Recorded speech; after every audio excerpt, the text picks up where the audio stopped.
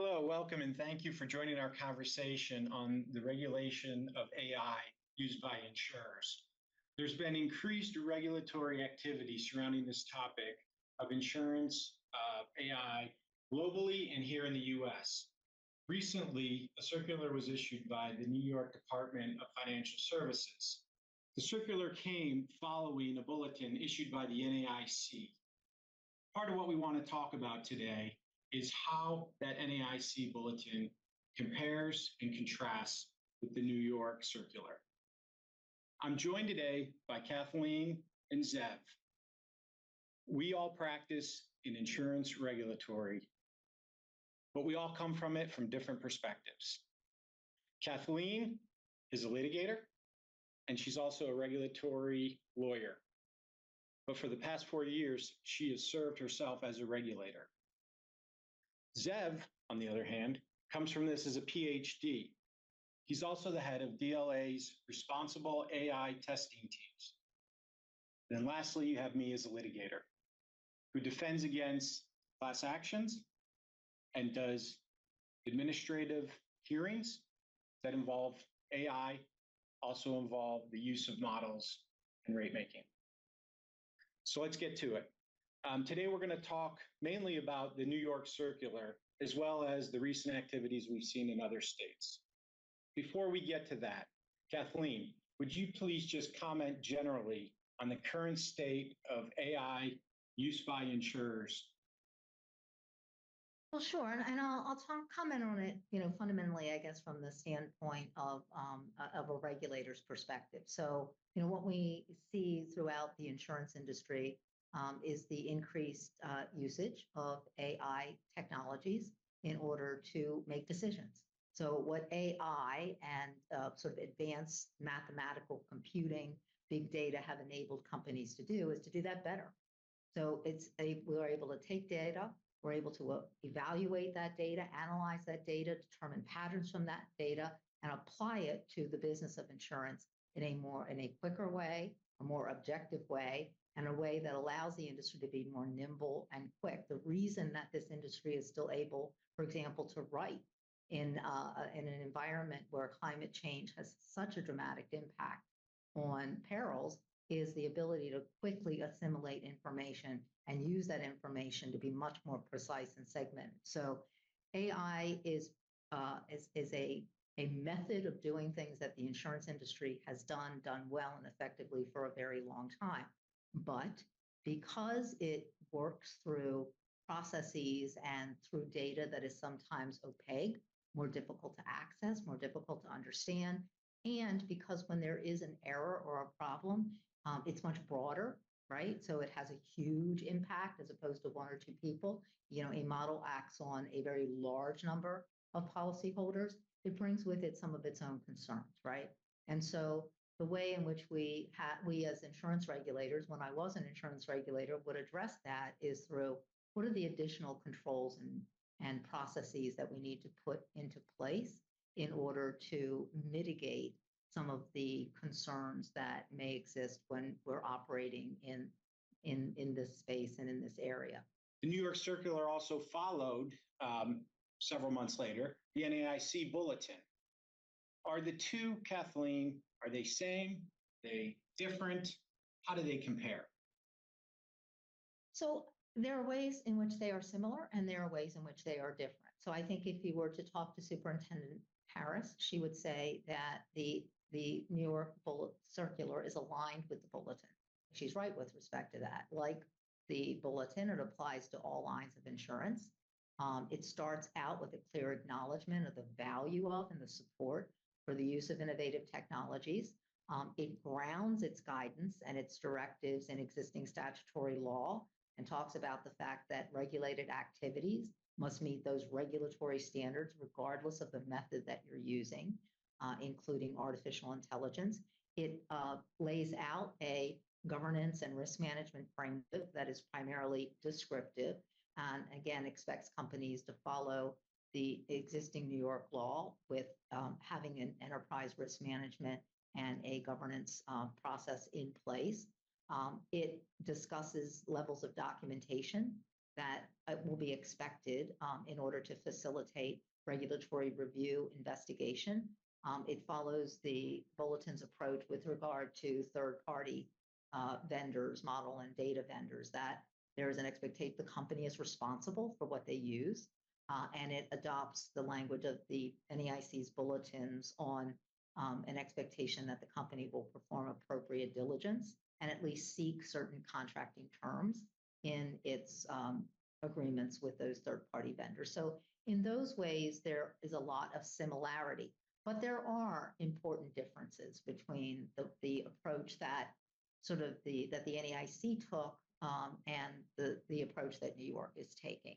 And I would categorize them in a couple of ways. First of all, the circular is somewhat narrower in that it only applies to underwriting and pricing. So there are no other regulated activities to which the circular, as it's been issued, applies. The second is that, unlike the bulletin, it does carve out specifically data that's obtained from external data sources, and it addresses that data along with the artificial intelligence systems. The other thing that it does is it lays out advanced disclosure requirements.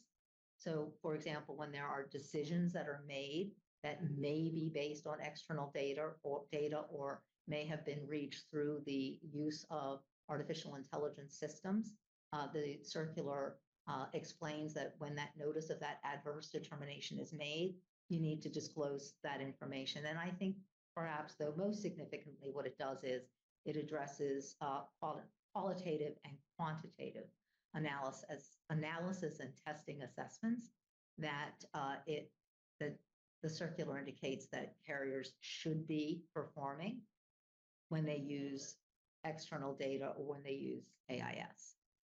Let's talk about the assessment point and dig into the circular a bit more. In paragraphs 11 and 12 of the circular,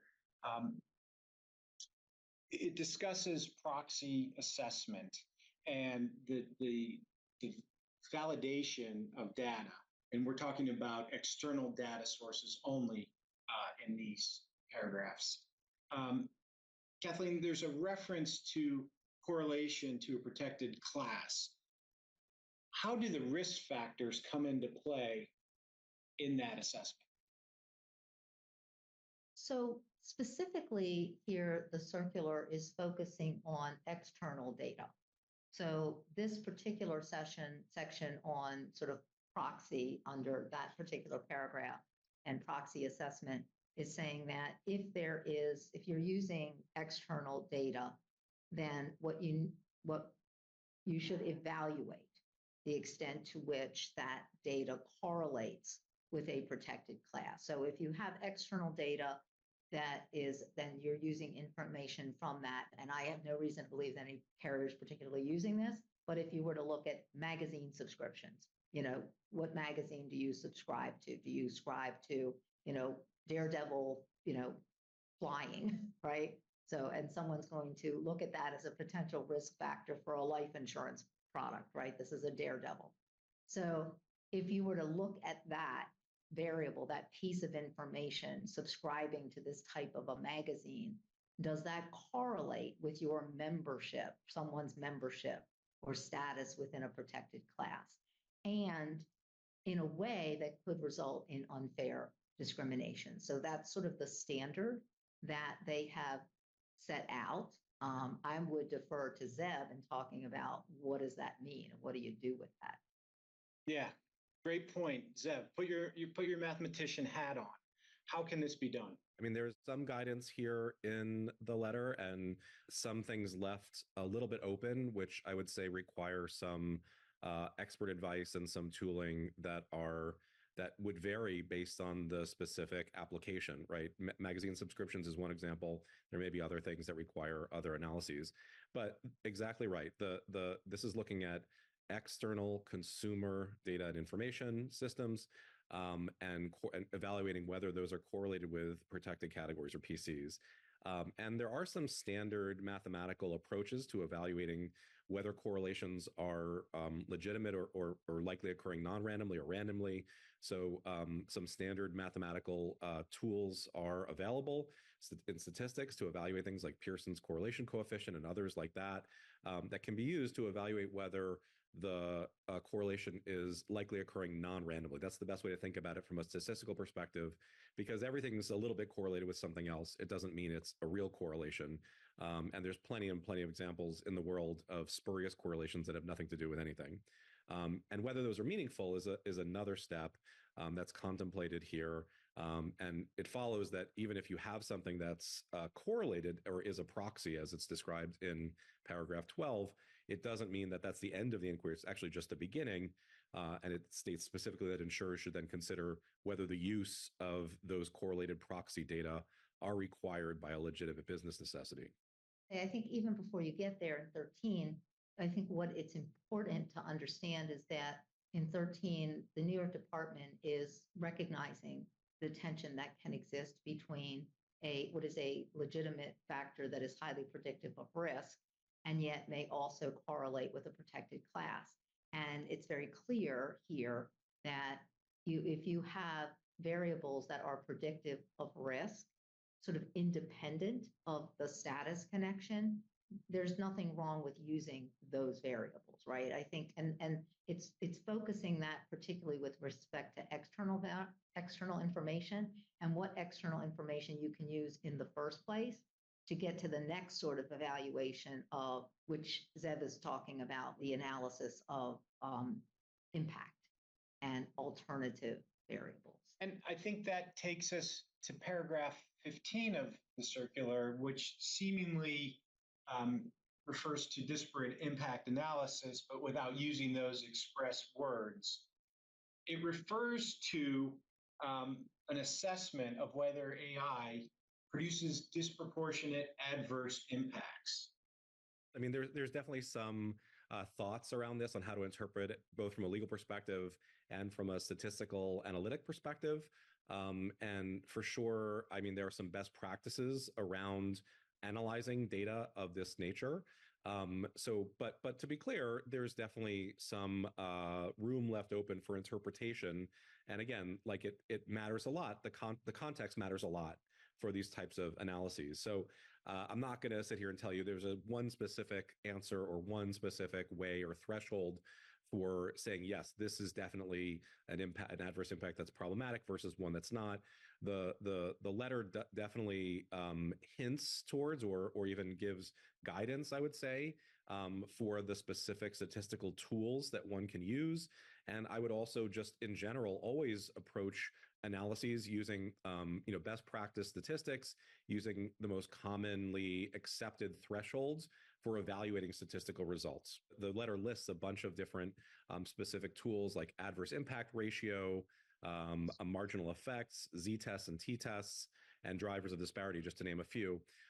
Just to highlight one specific example, z-tests and t-tests are a very commonly used statistical test to evaluate whether things that seem related really are, right? So it's just a way of evaluating from a statistical perspective whether an effect is likely occurring non-randomly due to the effect that's being measured. And there are some standard thresholds for evaluating those things, like p-values that range between 0 and 1. You probably heard the term, or listeners have probably heard the term, statistical significance. That is not a willy-nilly term. That is a pretty clear standard. And most statisticians would say that a p-value of less than 0.05 is statistically significant. So that's one threshold that could be used. But again, this is a menu, and it even says such metrics, including other metrics. So it gives you the ability to say, okay, what is the right tool for the job? And as a statistician, as a data scientist, I never want to say this is the only tool I'll use. That's a hammer looking for a nail and not a wise approach. I think the letter actually contemplates the approach I would prefer, which is to evaluate the data, look very carefully at the results in a systematic way, and use the right tool for the job. It matters a lot whether you're using a regression model versus a CNN or a complicated ML or AI model. So Zev, how would an insurance company go about determining which of these statistical methods to use? Yeah, so I mean, like it's laid out in the letter, in the steps listed in paragraph 15. The first step is to evaluate whether there's any effect without trying to see whether there's an ability to isolate or net out the protected categories effect. So it's really saying, okay, is there some relationship that may be occurring non-randomly? And statistically, from that perspective, we're ruling out like randomness as a likely explanation of the variation that we're observing in the effect. So, okay, if you have that issue, then the next steps contemplate really, it's really what Kathleen said. Can you isolate the relationship between the ECDIS, the data, and the thing that we're trying to predict, the outcome we're trying to predict, in this case, the insurability?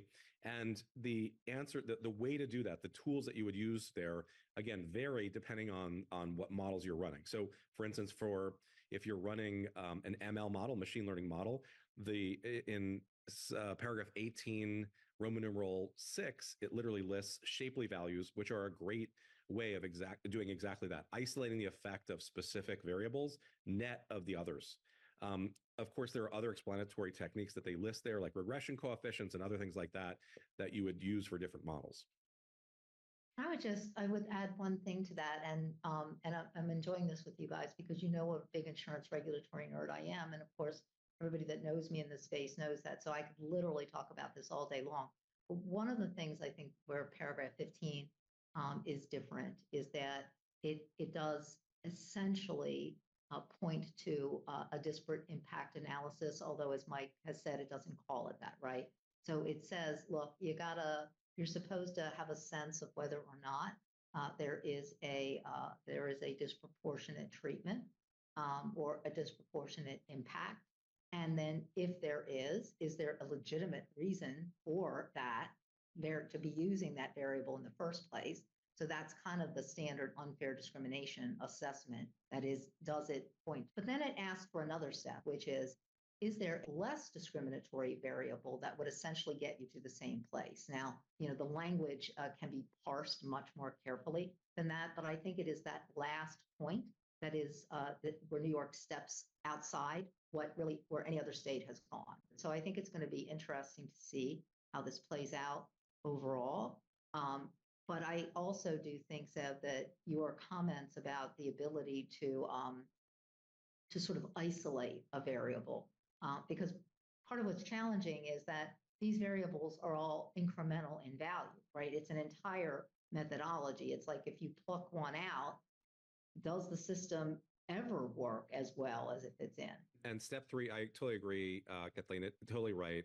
I would say too, it's not just removing one variable, and it's actually contemplated by this. Sometimes you have less discriminatory alternative variables, plural. And so it actually can make things complex. And as we know in the insurance industry, it's very rarely just one variable we're talking about. Usually we're talking about an array of features or variables that are really important. And again, you're right that it's not just one in isolation. It's sometimes the linear combination or otherwise how the variables interact with each other that creates a predictive effect that could be valid. So how it creates some interesting mathematical challenges and statistical challenges of how you isolate a variable or variables. And again, that depends on the model for sure. And again, I really love that they put into section or paragraph 18 in the quantitative assessment component of the letter a list of specific potential ways of doing this and as examples. And again, paragraph 18, Roman numeral 6 lists drivers of disparity that you could use as examples to isolate the effect of variable or variables like sensitivity analysis or shapely values, as I mentioned earlier, or regression coefficients. And again, it really is a function of the complexity of the model being used to make that connection to predict risk. So for sure, for a regression model, for instance, decomposition of variance is a pretty standard way of evaluating the effect of one or more variables at a time and isolation. For machine learning models that sometimes are more complex or are looking at interactions of arrays of variables, shapely values are literally listed in the list here, but for sure there are so many more. And again, I have the same approach to this as I do for almost every analysis we do. It's really about using the right tool for the job and not saying, oh, I'm only using this tool all the time. And for sure, there is a significant amount of expert work that'd be required for this type of analysis to make sure it's conducted in a way that makes the most sense, is the most valid, and most useful for the insurer. And I think that this is one of the ways in which, New York has built flexibility into the circular and into some of the requirements. New York has been very clear. They do not expect carriers to go out and acquire any additional data or do any additional collection. With regard to, you can only make this assessment with regard to things where you have existing data or you can impute characteristics, using a statistically valid method. They mentioned the Bayesian method. They don't require that methodology. And I think that this is one of the ways in which they differ significantly in Colorado. In Colorado, we've seen Colorado struggle in its testing model with prescription, right? And with what methods to use and what triggers and what statistical thresholds exist. Whereas New York has stepped back from that, which I think provides carriers with much greater opportunity to be able to understand and look at what works in a particular line of business, in a particular, as you've said, depending on what the model is and how the model operates. I'll also add, just to piggyback on top of that, Section 14, not only, for sure, insurers are not obligated to collect additional data, but what's also interesting here is that they specifically call out that insurers may not rely on vendors or third parties' claims of non-discrimination of a proprietary third-party process to determine compliance with anti-discrimination laws, and that they say the responsibility to comply with these laws remains entirely on the insurer at all times. So it really does put a burden on the insurer to run these assessments, to run these analyses for themselves, and not rely on a vendor for that analysis. And so, Zev, what should an insurer do if it doesn't have the data that would be, that we've been talking about in all these answers you've been giving? Where do they turn? Well, they don't have the data. That's right. So as we said, there's no obligation to try to get any other external data other than what the insurer has available. And it is correct that you can use acceptable methods of imputation of protected category data, like the one referenced, but there are other ones as well. And that's the data on which the insurer needs to rely for running these analyses. But that's very limited, right? Because there are a variety of protected classes depending on what state you're in. Not every state is identical, but the ability to impute your status is really quite limited. So, there are only certain, maybe ethnicity, race, gender. Right. There's definitely a gap between what is available for imputation and what the enumerated protected categories are by jurisdiction. And I believe that was the subject of quite a bit of the commentary prior to the letter being issued. So I think we all agree there's some significant differences between New York Circular, the NAIC Bulletin, what Colorado has done. Can you comment on what impact this circular may have going forward? So, a lot of people have asked me whether or not they believe that there's going to be broad adoption of the New York approach. And I would divide the New York approach into three buckets. The first bucket is its more aggressive view of testing requirements and assessment requirements. And I think that is an area where you will see an evolution of what states are doing and what they may be requiring. Certainly, there's more pointed conversation at the NAIC about testing protocols and what is appropriate as tools and methods evolve over time. And I think you will see some states potentially follow New York's suit with that, but that will not be the majority. Then you get to the disparate impact, as I've called it, analysis, where you suggest that there may be perfectly otherwise valid variables or factors that would otherwise be usable and are not unfairly discriminatory, but New York may expect a carrier not to use if there's a less discriminatory approach. I do not think you will see broad uptake of that standard in other states. And then I think the third area is with respect to disclosures. And there's a lot of debate about what is disclosable. particularly when you're using a third party model, right? Of what exact piece of information is being considered, what exact thing about you led to your turn down or led to a higher rate. So New York sort of takes the step of saying, what needs to be included in those notices.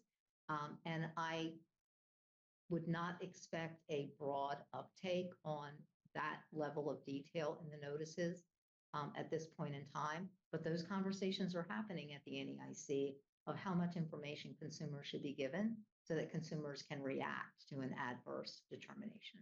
It is really important to do this testing in tandem with those other elements.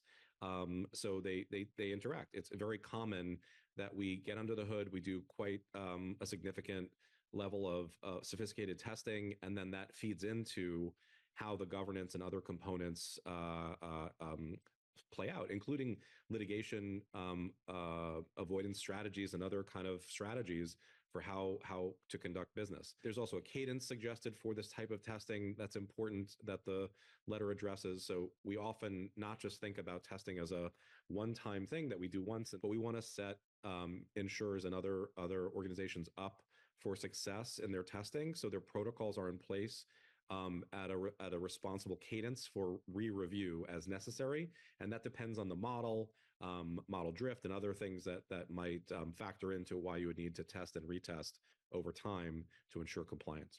It's really important that this work be done under privilege too, as Kathleen mentioned. So that's the other part that's really an important component of the work we do on the testing team. Our goal is to make sure that you don't have issues to begin with, but inevitably there's going to be a time regulator's going to ask a question. And you want to make sure that you have the right documentation and that you have done the infrastructure work that you need to have done to satisfy the regulator. My view, and I know my former fellow regulators feel the same way, is that people are people and people will make mistakes. And you can work with that mistake. But the expectation is the company will have had a framework, a process, procedures, protections in place. And a conversation that is someone made a mistake in carrying this out is a very different conversation than you didn't have the framework and the protections to begin with. So, part of what we want to make sure for all of our clients is that they've got the right structure, the right framework in place. They're ready to respond when questions come. And if, heaven forbid, it moves into some other more adversarial or dispute-oriented, whether it's with a regulator or whether it's through a class action litigation, that all of those pieces are already there and have been thought through. I'll also add to that I think it's also really important to note, as we've suggested, that these laws are evolving, right? They're changing over time. There are new ones coming online, and how they're not just coming online, but how they're interpreted, enforced, and just in general regarded will change a little bit over time. And so it's wise for entities, insurers, and any organization to pay attention to these issues and get those frameworks set ahead of time. So it's not a last minute scramble as laws evolve and change. And setting those frameworks up now is really critical, especially for larger organizations, to make sure they're set up for success in an ongoing way, whether that's establishing criteria for testing or establishing protocols or getting the data set up so it's easy to test and retest. Now's the time when you need to start thinking about those things if you're not already.